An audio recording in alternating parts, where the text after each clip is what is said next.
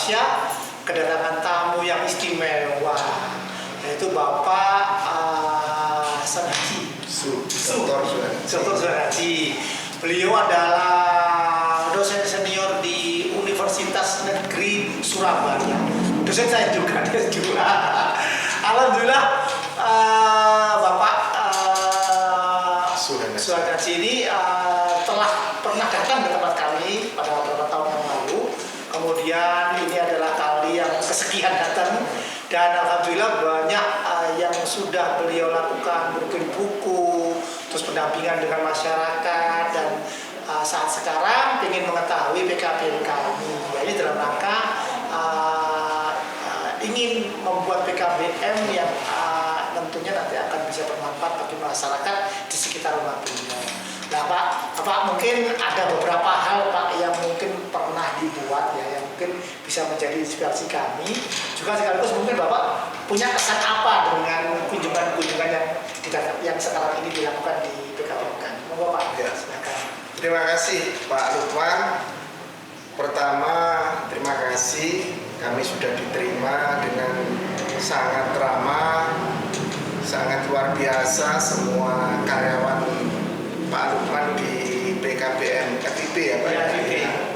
Dan kami kebetulan sekeluarga, tetapi sesungguhnya kami ingin mendapatkan gambaran apa yang telah dilakukan oleh Pak Lukman di PKBM ini luar biasa. Ini menjadi mungkin PKBM terbaik, salah satu PKBM terbaik di Indonesia, dan saya ucapkan selamat. Setiap tahun selalu ada progres.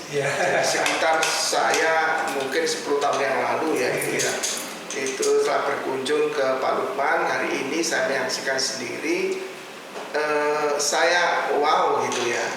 Artinya saya merasa terkesan, saya merasa berterima kasih diberikan Tuhan Yang Maha Kuasa, dipertemukan oleh mahasiswa saya, ini mahasiswa S2 PRS UNESA yang sudah berkaya di tingkat nasional.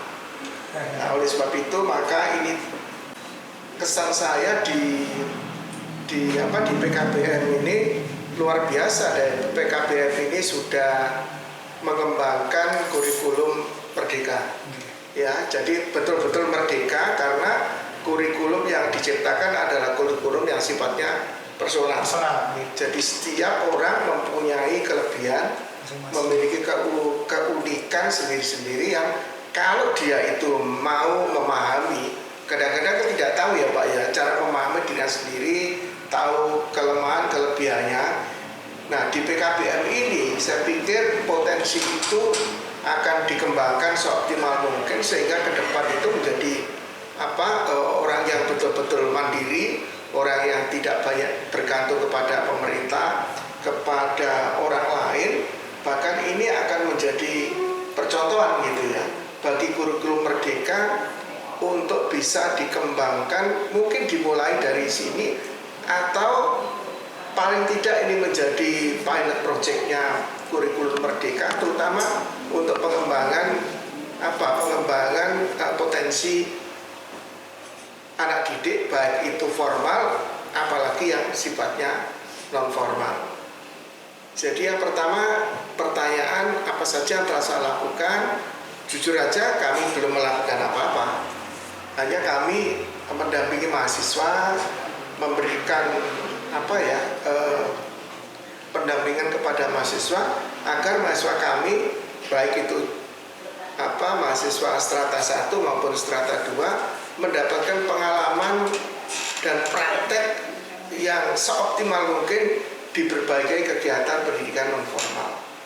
Tetapi ini juga sebagai inspirasi bagi kami gitu ya, untuk nantinya akan mendirikan PKBM meskipun itu lokasinya di Surabaya, dan itu menjadi salah satu pilot project dari Masjid Hikmatul Taqwa, di mana saya menjadi salah satu ketua takmir masjid di Masjid Hikmatul Taqwa di wilayah RW 4 Kelurahan Simomulyo, Kecamatan Sukomanunggal, Kota Surabaya.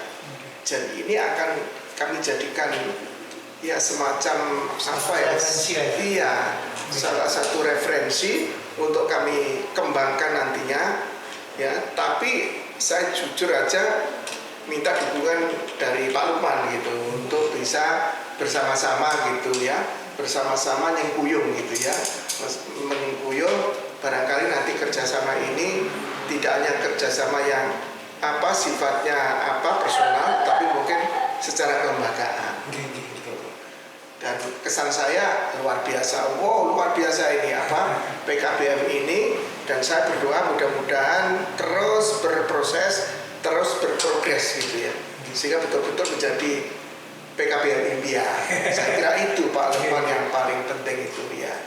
Oke, terima kasih Pak. Jadi memang sejak saya mengikuti kuliah Pak Han, terus terang banyak hal yang saya dapatkan ya dari filsafat ya. Dari filsafat itu saya paling tahu, oh ilmu filsafat itu seperti ini. Ilmu itu dari situ, gitu, pendidikan. Jadi banyak hal yang harus saya lakukan ke depan, dan impian itu menjadi makin menyala dengan kunjungan teman-teman dari UNESA yang luar biasa. Kemarin Prof. Sekun, kemudian Bu Wiwi, kemudian Pak Ahad, dan teman-teman yang lain. Moga-moga kolaborasi antara Vanessa dan Baksya, kami punya MOU Pak ya, dengan Pak Sarjana UNESA 4 tahun ya. Sehingga kemarin Bu Wiwi, gimana Pak dengan S1 juga iya ya, tunggu jadi MOU itu juga menjadi pengikat saya, sehingga saya harus berjuang lebih baik lagi dan berkontribusi pada perguruan tinggi ya, namanya UNESA itu kemudian seperti itu. Jadi kami ini bersama tim Pak terus mencoba untuk berkarya. Kemudian juga ada tim lagi di belakang itu, tim aplikator ya, tukang-tukang dan beberapa warga belajar usia dewasa yang kita pacu untuk juga menyelesaikan paket C-nya gitu. Jadi mereka seperti itu. Meskipun kami banyak usia sekolah, tapi bahwa pendidikan merdeka yang berdampak pada pendidikan masyarakat itu penting, sehingga kami punya binaan juga di Banyuwangi, punya di Banyuwangi Selatan. Mereka usia dewasa Pak. Jadi aplikasi dari kegiatan pendidikan orang dewasa ya yang dibawa sama Profesor Rus yang pada mata kuliah semester 1 itu juga kita lakukan pada kegiatan-kegiatan itu gitu Pak. Nah, mungkin menyangkut ini ke filsafat Pak. Ini ahlinya filsafat hadir di sini. Ada beberapa hal yang mungkin dikaitkan itu yang menjadi mungkin kami harus bagaimana, dan bagaimana mungkin Pak Han bisa menyampaikan. Iya. Terima kasih kalau jadikan pakar sih enggak ya, jadi saya mencoba untuk memberikan materi itu sebaik-baiknya, kemudian mahasiswa bisa memahami materi itu dan syukur kalau bisa mengamalkan. Itu yang paling penting. Jadi tidak hanya mengerti, memahami, tetapi bisa mempraktekkan. Nah, ini saya kira penting. Apa yang dilakukan oleh teman-teman dari S2 PLS, khususnya Pak Lukman, itu luar biasa. Ini pasti didasari oleh filosofis gitu yang luhur. Ya, jadi setiap manusia itu sesungguhnya harus membantu manusia yang lain gitu ya. Jadi artinya apa? Manusia itu baik kalau itu bermanfaat bagi orang lain. Saya kira dimanapun gitu ajaran filsafat Barat, filsafat Timur gitu ya, termasuk juga filsafat di Indonesia dan filsafat Jawa, Madura sama, ada nilai-nilai itu gitu ya. Jadi pohon itu bisa bermanfaat kalau pohon itu berbuah, kan gitu ya. Ilmu tiada amal kalau tidak bermanfaat bagi orang lain. Untuk apa gitu? Untuk apa kita hidup sesungguhnya? Kan itu tujuannya apa? Ya, jadi kalau orang itu takut hidup ya mati saja. Kalau takut mati ya jangan hidup. Kan gitu ya. Ya, itu jadi filosofinya itu. Jadi yang pertama itu bermanfaat, kemudian hidup itu harus tertantang gitu ya, tertantang artinya ada tantangan setiap itu. Saya pikir Pak Lukman luar biasa. Jadi kalau hidup itu diberi tantangan, itu insya Allah semakin banyak tantangan dan itu bisa diselesaikan. Pasti ada tantangan-tantangan berikutnya dan insya Allah bisa diselesaikan gitu ya. Jadi saya kira filosofisnya hidup itu, jadi pertama bermanfaat, kemudian bagaimana kita bekerja untuk orang lain, kemudian yang ketiga terus ada tantangan karena hidup itu tidak linear kan gitu ya. Ya hidup itu harus ada harus ada tantangannya. Kalau bisa harus bergelombang gitu ya. Adaptasi juga. Adaptasi juga. Iya. Jadi kita beradaptasi, ada kurikulum merdeka, tapi Pak Lukman sudah mengantisipasinya sehingga begitu kurikulum itu digunakan, dipraktekkan, diaplikasikan, ini sudah siap. Sehingga begitu kurikulum itu dilakukan, Pak Lukman sudah mengantisipasinya. Artinya apa? Ini sudah beradaptasi dengan lingkungan sekitar. Bahkan banyak sekali, menurut saya ini banyak sekali kondisi yang nggak baik itu kan kondisi masa lalu dibawa ke kondisi sekarang. Ya. Yang baik itu tidak hanya kondisi sekarang kemudian dipraktekkan sekarang. Kalau bisa, ini adalah kondisi yang akan datang dibawa ke kondisi sekarang. Nah, Pak Lukman sudah melakukan itu. Ini filosofinya kan seperti itu, Pak. Jadi bagaimana membawa masa depan itu ke masa kini gitu. Ke masa kini itu. Jadi bukan masa depan untuk masa depan, tidak. Jadi kalau ada orang itu sekarang tantangan, sekarang tidak. Banyak sekali orang-orang yang hebat ya. Orang-orang hebat itu justru malah membawa tantangan masa depan itu, tantangan masa kini. Jadi makanya orang yang hebat itu nanti bukan orang yang pendidikannya tinggi, bukan orang yang kaya, tapi bagaimana mereka itu bisa menghadapi tantangan. Bahkan tantangan masa depan kalau dibawa ke tantangan masa kini itu luar biasa itu. Dia akan menjadi orang yang hebat, menjadi orang yang selalu bisa beradaptasi dengan situasi apapun. Nah, sekarang kan kita bisa mengantisipasi filosofinya gitu. Tantangan masa depan itu apa? Akan jadi krisis kan gitu ya. Akan jadi krisis. Krisis katakan krisis bahan bakar fosil kan gitu ya. Krisis keuangan, krisis krisis moral ya. Termasuk krisis pangan dan sebagainya. Iya kan? Kita bisa tahu bahwa tantangan ke depan itu manusia itu akan terus banyak gitu. Populasi kita sekarang kan sekitar seluruh dunia itu sekitar 8 miliar lebih kan gitu ya.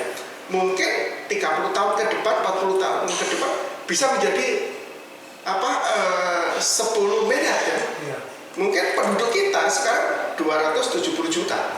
Ke depan dalam waktu 30 tahun saja itu kan sudah 300 juta. Bagaimana mungkin gitu 300 juta yang sebagian besar ngumpul di Jawa saja. Kan gitu. Kita harus mengantisipasi. Begitu juga kemampuan negara-negara lain. Jadi negara yang paling hebat nanti bukan negara besar, bukan negara maju, tapi negara yang digambarkan oleh Pak Jokowi negara yang cepat gitu. Cepat beradaptasi maksudnya. Cepat beradaptasi gitu. Nah, itulah maka demikian juga lembaga-lembaga sama. Lembaga-lembaga yang akan eksis tidak ada lembaga yang beradaptasi. Iya, beradaptasi membawa masa depan itu ke masa kini. Ini yang harus digelontorkan. Filosofinya kan gitu. Jadi membawa masa depan itu, problem masa depan itu diantisipasi kemudian di masa ini sehingga ketika orang lain berpikir bekerja saat sekarang, kita sudah berpikir 10 tahun, 20 tahun ke depan udah keluar. Ini yang saya pikir itu. Jadi filosofinya yang membawa masa depan ke masa kini. Itulah nanti yang akan menjadi orang yang survive kan gitu ya. Saya kira itu Pak. Itu luar biasa teman-teman. Saya makin semangat ini, saya makin membara untuk membuat suatu tantangan-tantangan ke depan, dan kami sudah menyiapkan Pak di belakang itu namanya rumah ide. Luar biasa. Jadi saya bikin rumah ide. Kenapa? Saya ingin ajak teman-teman itu, anak-anak warga belajar kami, mengeluarkan ide-idenya, terus mengkonsep, terus menjadikan suatu hal yang nyata dengan earn dan excellent. Dan dia melakukan dengan enjoy, mudah dan enjoy. Kalau anak ini enjoy melakukan sesuatu, tentunya dia itu akan maximizer. Maksudnya itu artinya melakukannya dengan sepenuh hati sampai tuntas. Harapan saya hasilnya excellent.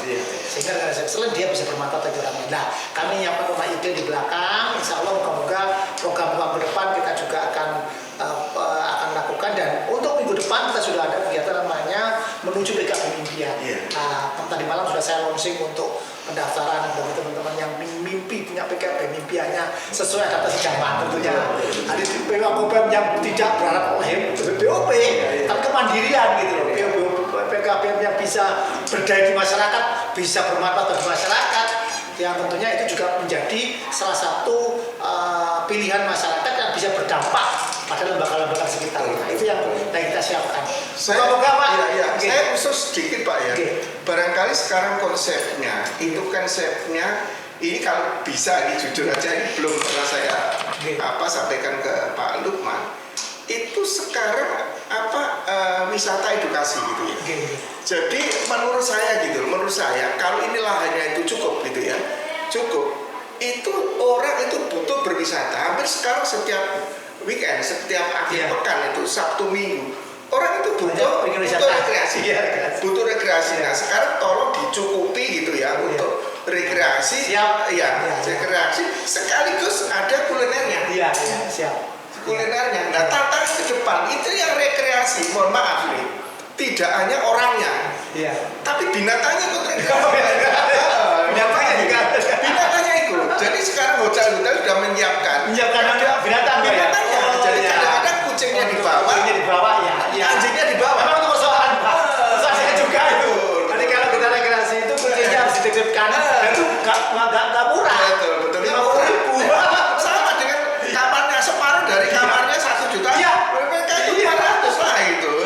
Jadi saya pikir ini perlu dipikirkan dan insya Allah saya yakin Pak Lukman mampu untuk itu. Jadi ini wisata edukasi sekaligus juga untuk kuliner, tapi tempatnya itu yang adem Pak. Tempatnya yang adem, yang indah, yang banyak airnya juga. Jadi kalau gini-gini ya sudah bagus. Cuma sekarang orang kan butuh adem. Malah sudah adem, tapi kalau lebih adem lagi, kemudian itu insya Allah nanti mungkin kalau misalnya saya sudah nggak ada gitu, oh ya paling tidak ini ide saya itu menginspirasi. Ide saya itu tapi insya Allah Pak. Sekarang kan enggak ada namanya jauh, dekat. Jauh itu justru malah asik, orang tua senang. Gitu loh. Jadi ini sudah bagus, nanti saya doakan mudah-mudahan tanah di sekitar itu kenapa kan gitu ya. Kemudian bisa dibuat atau mungkin dibuat baru gitu ya, baru yang tetap ada PKBM-nya itu sebagai rekreasi untuk anak-anak, tapi sekaligus orang tua ini. Orang tua itu weekend itu penting, jadi suatu yang penting tidak hanya untuk keluarga tapi juga untuk komunitas. Untuk komunitas. Nah itu pasti kulinernya laris. Itu pasti. Itu pasti itu ya. Jadi ini yang jujur aja saya ide ini keluar dari seorang tokoh ruang perubahan. Namanya Profesor Renat Kasali. Itu luar biasa ya. Jadi banyak YouTube yang mencerahkan beliau. Luar biasa. Banyak itu. Jadi saya pikir itu membuka wacana. Saya kira dari pulau tertentu beliau kupas gitu ya. Jangan sampai kenapa kok bisa pesawat terbang ke sana? Sampai ada biaya pesawat terbang masuk ke sana itu ada apa? Ternyata membawa sesuatu pulangnya. Sehingga terbayar semua. Itulah Pak Lukman. Itu saya pikir itu. Jadi saya ada Pak beberapa mitra kita di atas ini yang menyiapkan camp Pak. Di atas ada PWN, terus ada BD. Jadi kita juga berkolaborasi dengan beberapa. Dan kalau misalkan kegiatan di sini nggak cukup, kita bawa ke sana. Tapi kita ada kolaborasi. Memang tidak semuanya disediakan di sini, tapi ada mitra-mitra kita yang memiliki wisata itu sudah bergabung dengan kami. Dan kegiatan-kegiatan tertentu itu ada di sini, ada juga di tempat mereka. Dan itu dijamin adem Pak. Malah mungkin adem. Ya bagus lah itu. Jadi itu nanti tinggal dilengkapi fasilitasnya. Jadi itu wisata edukasi itu sama wisata kuliner gitu ya. Jadi saya pikir ke depan itu akan seperti itu. Jadi orang tidak hanya membawa anak tapi juga membawa binatangnya. Binatangnya saya Pak ya. Benar ini. Jadi binatang kadang-kadang itu harganya misalnya itu harganya 2 juta. Anjingnya sendiri itu loh Pak, itu memang ada yang merawat begitu kan mereka ada yang khusus petugasnya itu ya, dan itu dirawat tidak hanya makannya tapi juga kesehatannya. Kemudian juga ini rekreasinya si anjing ini gitu. Kucing Pak kucing luar biasa ya. Saya pikir itu Pak, mudah-mudahan ke depan saya berdoa berharap mudah-mudahan ini bisa dikembangkan lebih komprehensif, yang lain-lain sudah oke lah gitu, yang lain sudah oke. Saya harus angkat topi gitu sama Pak Lukman. Nah, mudah-mudahan ini mahasiswa yang sangat membanggakan bagi saya, menginspirasi, kemudian juga yang terpenting adalah bermanfaat bagi masyarakat seluas-luasnya. Saya pikir itu Pak Lukman dari saya. Mohon doa restunya. Saya ingin juga PKBM yang akan saya kami dirikan bersama dengan teman-teman komunitas yang ada di Surabaya itu, tolong didampingi sekaligus nanti menjadi filialnya lah, atau paling tidak apapun namanya. Nanti saya tetap mohon dukungan, mohon bantuan dari Pak Lukman dan teman-teman di FIB. Siap. Matur suwun ide-idenya, matur suwun nasihatnya. Teman-teman, terima kasih atas partisipasinya melihat tayangan kita ini. Banyak hal yang tentunya menarik dari perbincangan kita, mulai dari bagaimana manusia itu adalah manusia yang bermanfaat, adalah dia bermanfaat ke orang lain, itu ada hadisnya sebenarnya ya. Kemudian juga bagaimana kita selalu jadi bagaimana kita selalu bermanfaat ke orang lain itu ada suatu hal yang menarik, dan tentunya kita di bidang non formal sangat luar biasa karena fleksibelnya luar biasa bagaimana kita melakukan suatu hal yang bisa menjadi bermanfaat. Moga-moga teman-teman semua juga bisa main ke sini dan bisa mengunjungi kami di PKBM Fine dan Baksya. Terima kasih Pak Han. Sama-sama. Pak sukses selalu, sehat selalu, tetap bahagia. Terima kasih. Wassalamualaikum warahmatullahi wabarakatuh.